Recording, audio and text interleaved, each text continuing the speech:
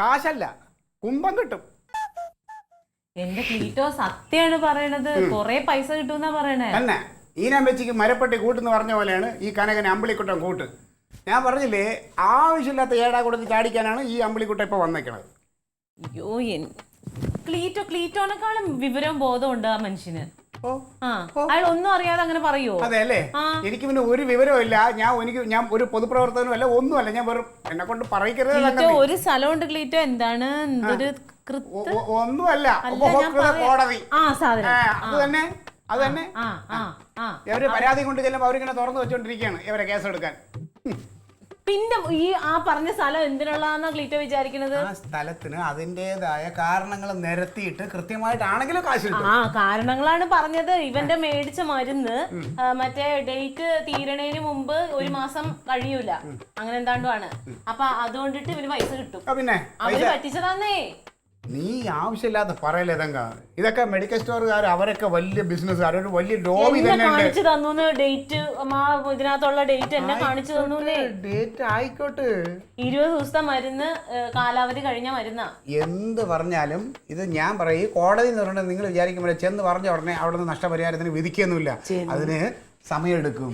സമയം എടുത്താണെങ്കിലും പൈസ കിട്ടുമല്ലോ. കിട്ടൂല. ഈ കേസ് ഇതൊക്കെ നിസ്സാര കേസ്. കിട്ടൂല എന്ന് ഞാൻ പറഞ്ഞതിൽ കാര്യമുണ്ട്. എന്താണ്? ഇത് ഒന്നാമത് വാങ്ങാൻ പോണതിന് ചെറിയ വിവരം ഉണ്ടാവണം, അല്ലെങ്കിൽ തലയിൽ ഇച്ചിരി ആള് താമസം ഉണ്ടാവും, ബോധം വേണം. ഇത് ഒന്നുമില്ലാതെ മരുന്ന് വാങ്ങി വീട്ടിൽ കൊണ്ടുവന്നിട്ട് അത് അങ്ങനെയാണ് ഇങ്ങനെയാണെന്ന് പറഞ്ഞാൽ, എടീ ഞാൻ ചോദിച്ചിട്ട് അവൻ വാങ്ങിച്ച സമയത്ത് ആ മരുന്നിന്റെ ഡേറ്റ് അപ്പം നോക്കണം. നോക്കിയിട്ട് എന്തെങ്കിലും കുഴപ്പമുണ്ടെങ്കിൽ അവിടെ പരാതി പറയണം. ഇതല്ലാതെ വാങ്ങിച്ച് വീട്ടിൽ കൊണ്ടുവന്ന് അതിന്റെ പിന്നെ എല്ലാം കഴിഞ്ഞ് അവരുടെ കളിക്കണം, സൂക്ഷിച്ചു വേണം.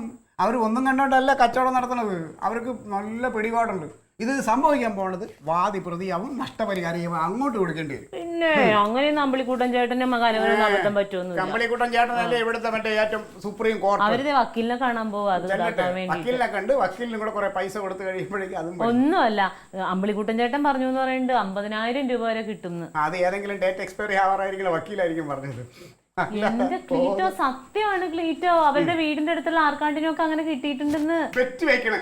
അങ്ങനെ നഷ്ടപരിഹാരം കിട്ടുമെന്നുണ്ടെങ്കിൽ തങ്കം ഇതിന്റെ പകുതി അങ്ങ് എടുക്കാം, അല്ലെങ്കിൽ ഇവിടെ നിന്ന് ഇങ്ങനെ പകുതി എടുക്കാം. ഇതിപ്പോ എടുക്കേണ്ടി വരില്ല എന്ന് ഉറപ്പുള്ളതുകൊണ്ടല്ലേ നിങ്ങൾ ഇത് തന്നെ പറയണത്? കിട്ടൂല. കിട്ടും. കിട്ടും. ഓ ചോറ് ബാഗ് സാരി ഇറങ്ങിയാ എല്ലാം വെച്ചിട്ടുണ്ട്. Okay bye. പതുക്കെ നടന്നു പോകണം കേട്ടോ. സമയം വൈകിട്ടില്ല. ഡാഡി വൈകുന്നേരം കാണാവേ. ഓടണ്ട.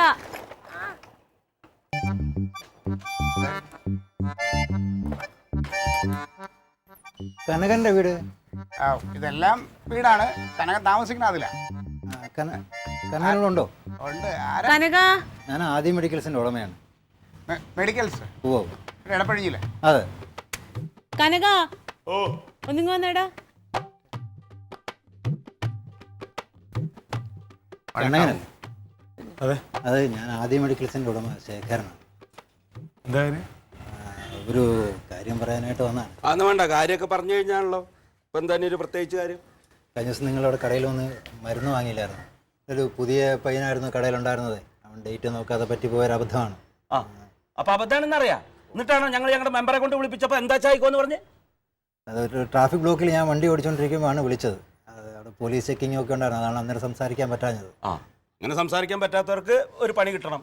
നിയമമായിട്ട് പോകാൻ തന്നെ തീരുമാനിച്ചേക്കുന്നത്. അല്ല, ഒരു പുതിയ പയ്യനായതുകൊണ്ട് അവനത് കൃത്യമായിട്ട് എക്സ്പയറി ഡേറ്റ് നോക്കാതെ പറ്റിപ്പോയൊരു അബദ്ധമാണ്.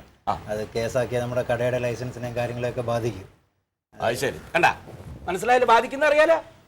അതിപ്പോൾ എന്താന്ന് വെച്ചാൽ നമുക്ക് വേണ്ട പോലെ ചെയ്യാം. കാരണം ഒന്ന് പറഞ്ഞൊന്നത് ഒരു കാര്യം ഒന്ന് കോംപ്രമൈസ് ആക്കിയാൽ വലിയ ഉപകാരമായിരുന്നു. കേസ് പിൻവലിക്കാനോ? ഇപ്പം അത് കാശിൻ്റെ നോക്കിയിട്ടല്ല. പക്ഷെ ഇങ്ങനെ ഒരു കേസൊക്കെ വന്നു കഴിഞ്ഞിട്ട് ലൈസൻസ് ഒക്കെ കട്ടാവുമെങ്കിൽ സ്ഥാപനം ഒന്നും ഇല്ലാണ്ടായിട്ട് ബുദ്ധിമുട്ടുക എന്ന് പറയുമ്പോൾ അതായത് ഒരു 4-5 പേരുടെ കുടുംബം കഴിഞ്ഞു പോകുന്നതല്ലേ ഒരു ഷോപ്പ് വെച്ചിട്ട്. ഇപ്പോൾ അബദ്ധം അതുകൊണ്ട് കുഴപ്പമില്ല. അല്ല, ചിലപ്പോൾ ഇനിയും പൈസ വേണ്ടി വരും കേട്ടോ. അല്ല, അത് നമുക്ക് പരിഹരിക്കാം. എന്താണെന്ന് വെച്ചാൽ നമുക്കത് വേണ്ട പോലെ. പിന്നെന്താ കുഴപ്പം?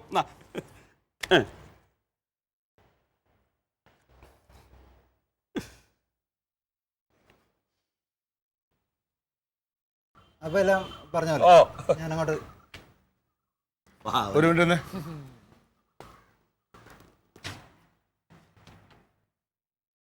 നിങ്ങളെ വിശ്വസിച്ചിട്ടാ ആശുപത്രിയിലേക്കും മെഡിക്കൽ സ്റ്റോറിലേക്കൊക്കെ ആൾക്കാർ വരുന്നത്. അപ്പം നിങ്ങളിതിങ്ങനെ കാണിച്ചല്ല. അല്ല, അതൊരു പുതിയ പയ്യനെ നിർത്തിയപ്പോൾ ഒരു അബദ്ധം പറ്റി പോയതാണ്. ക്ഷമിക്കണം. ഇനി ആവർത്തിക്കരുത് ഇങ്ങനെ കേട്ടോ. അല്ല, അത് ഇരിക്കട്ടെ, നിങ്ങൾക്കൊരു ബുദ്ധിമുട്ടുണ്ടായതല്ലേ. അല്ല അത് ഞാൻ വെറുതെ ഒന്ന് പരീക്ഷിച്ചതാ.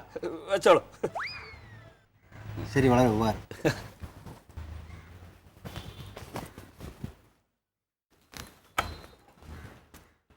ശരിയപ്പോൾ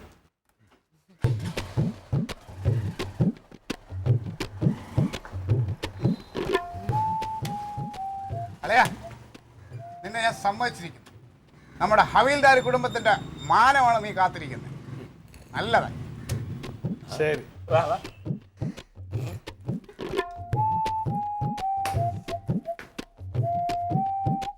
ഹലോ ഹലോ, മുതലാളി ഉണ്ടോ? മുതലാളി പുറത്ത് വയ്ക്കുന്നു. ഈ അഖിലെന്ന് പറഞ്ഞൊരു പുതിയ പയ്യനിവിടെ ഉണ്ടല്ലോ, ആ പയ്യനുണ്ടോ? അവനെ ഇന്നലെ പറഞ്ഞു വിട്ടായിരുന്നു. എന്ത് പറ്റി? അയ്യോ, ഒന്നുമില്ല. ഈ കാലാവധി കഴിയാറായ, ഡേറ്റ് എക്സ്പയറി ആവാറായ ഏതെങ്കിലും മരുന്ന് തരാൻ കാണൂ.